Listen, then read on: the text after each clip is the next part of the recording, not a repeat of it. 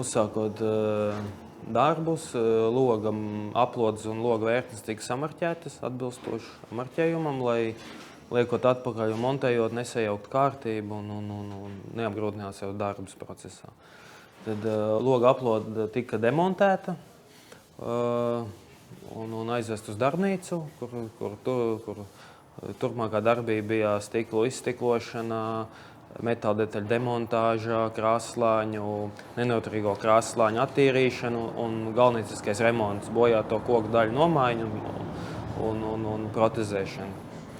Tad, kad tas viss tika izdarīts, tad notika trūkstošo metāla detaļu aprīkojumu izgatavošana, metāla detaļu restaurācijā, gruntēšana, koka daļas tika gruntēts ar linēļu pernicu 3 kārtās, ievērojot atbilstošu metodiku, pēc tam tika krāsotas koka daļas ar linēļas krāsu, un tad, kad tas tika izdarīts, tad pienāca laiks, kad citi procesi jau bija izdarīti tieši ar būvniecības procesiem, kad varēja likt tos logus iekšā. Un tagad ir pienācis tas brīdis, kad logi tiek celti iekšā, sākumā aplodes tiek ieceltas un nostiprinātas ar koka ķīļiem, jo senāk tā metode bija tāda, kad mūrī tika iemūrēts viena ķieģeļa vietā, tika iemūrēts koka gabaliņš, fragments, kur aplodē caur dzenot naglu, aplode tika šādi nofiksēta. Bet šajā gadījumā šeit demontējot logu aplodes, mēs konstatējam, ka tāda metode nav bijusi pielietot, un kad viņu vēsturiski arī bija ar ķīļiem nostiprināta aplode. Tad, kad logs nolīmeņo, loga aplode ieceļ mūra ailā, tad ar ķīļiem tiek nolīmeņot loga aplode. Tajā brīdī, kad līmeņo, ieliek loga vērtnes, paskatās, vai verās pareizi, vai kaut kur neķerās, varbūt ģeometri vajag pamainīt, kaut kur metāla detaļas tiek atzīmētas, kurā vietā tad viņas stiprināt klāt, lai būtu vēršanās vai nebūtu. Un tad, kad ir viss tas izdarīts, salīmeņotas vērtnes, pielaikotas un aplode ir nostiprināta pareizā ģeometrija, tad jau notiek šī te mūru un aplodes spraugas drīvēšana pēc senām metodēm, lina pakulām, kuras tiek mērcētas ģipsī. Vēl mēs liksim mūsdienīgu mastiku, kā nosedzošo kārtiņu drīvējumam, kur ilgspējīgi saglabā šo plastiku un nodrošina labāko siltumu efektivitāti. Un tad, kad tas tiek izdarīts, tad jau no ārpuses fasādes pusē un no interjera tiek šīs mūra ailes piestrādātas un uz aplodiņas kaut kādi centimetri tiek piemestas. Tās spraudziņas iet, skaisti piestrādāt, un tad tas procesā beidzās. Fasādē, piemēram, ka piestrādā šo te mūra ailu un aplodes daļu piemet šīs vietas ciet, tad jāskatās, lai nav tieši saules stara virsū, lai nenotiek ātri jau žūšana un neplaisā un tās lietas. Un visu laiku pa laikam jāmitrina šie jaunie apmetumu fragmenti, kas ir apmesti ar jau, lai nenotiktu ātri žūšana.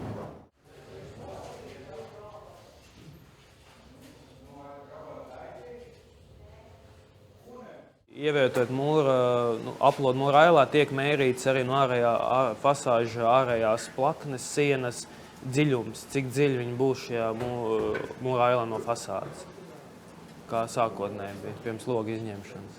Tā sprauga starp mūri un aplodu ir ļoti maza, lai nebūtu daudz jādrīvē materiālu. Un ļoti senāk, ļoti precīzi piestrādāja, izgatavoja logus pēc mūras aila, kādi ir tiem izmēriem. Kaut kur izcilnīši ir un tāda nav jau viss, māja ir veca, nav viss perfekta. Un tad tiek ar ķīļiem nostiprināta aplode no sākuma, lai viņi vismaz nofiksēti ir. Un tad jau tiek lietā ņemta mērlente un tiek mērīts loga aplodes iezīmējums fasādē. Un tagad tas ir izdarīts, tad arī paralēli tiek ievirotas aplodā vērtnes, tiek aizvērti un skatīties, kādas spraugas vai kaut kā neķerās stūros, logvērtņu ģeometriju, aplodu vajag paregulēt.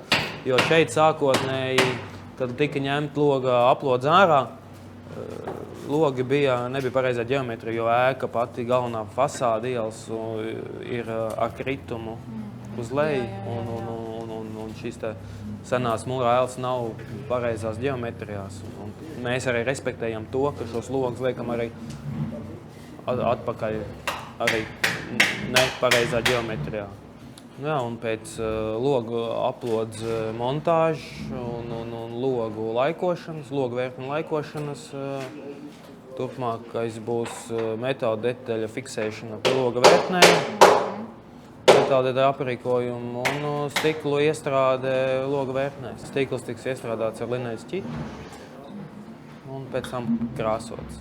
Un šiem vēsturiskiem logiem, kas tiek restaurēti, iekšējās vērtnes nebūs, bet būs ieliekams loga rāmis, nevarams ar vedlodziņu. Pirms restaurācijas dažiem logiem bija saglabājušies šie ieliekamie loga rāmi, ziemas rāmi, un tad pārējos trūkstoši izgatavoja pēc esošā parauga kā kopijas.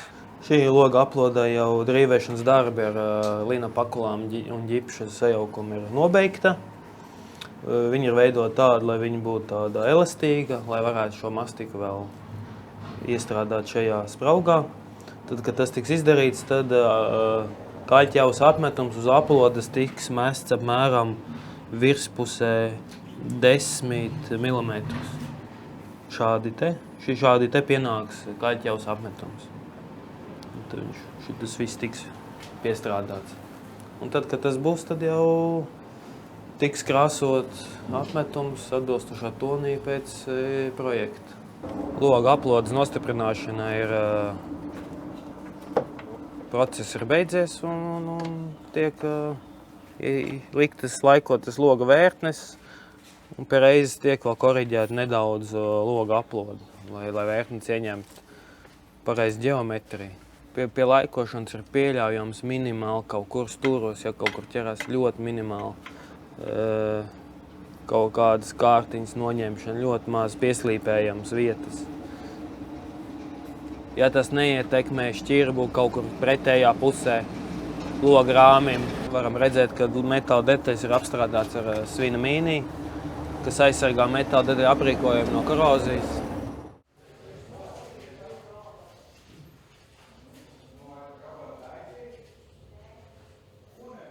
Šeit notiek grīdas ierīkošana.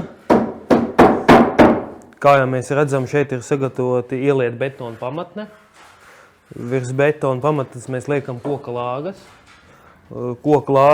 Zem koka lāgām mēs liekam ruberīdu, lai lāgas nesāktu trupēt. Un lāgas tiek nostiprināts ar leņķiem, pieskrūvēts, nostiprināts, lai viņas nekustās, kā arī nolīmeņots ar koka ķīļiem, lai viens līmenis būtu, grīda būtu stabila, lai nebūtu kaut kur stūrī zemāk, kaut kur piemēram, lāga pa vīdu, lai būtu zemāk, tad staigājot laika sāks kustēties tādēļ grīda. Un virspusē tiek uzlikts korķa lenta, kur uz lāgu tiek uzlikta, un pēc tam tiek likta koka grīda. Korķi liek tādēļ, lai nebūtu čīkstoņa un būtu amortizācija nedaudz grīdai, lai tieši arī nebūtu.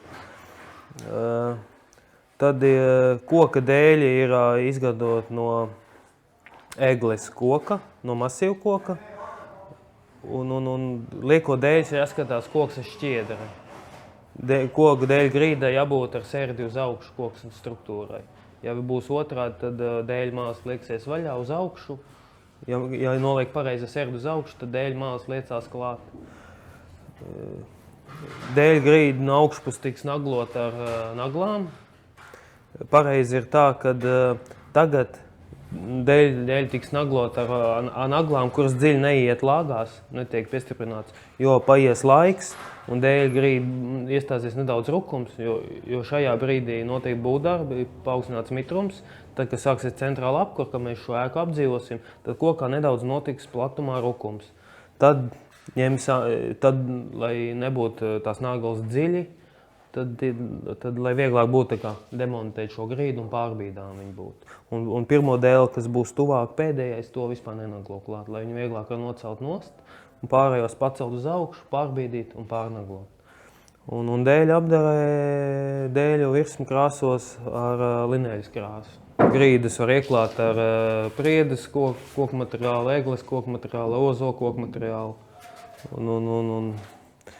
Katram koku materiālam savas īpašības, eglē rukums ir mazāks un vērpšanās iespējamība. Šeit pirms tam bija egles dēļi, kad ēkā tiktu uzsākti restaurācijas darbi. Egles dēļus izvēloties, jāskatās līdzi, lai viņi nebūtu savērpušies, vērpe nebūtu dēļiem, nebūtu izkrituši zari, nebūtu melnie zari, zilējumi, visādi koksnes defekti, kā arī koksnes graužu bojājumi, lai nebūtu.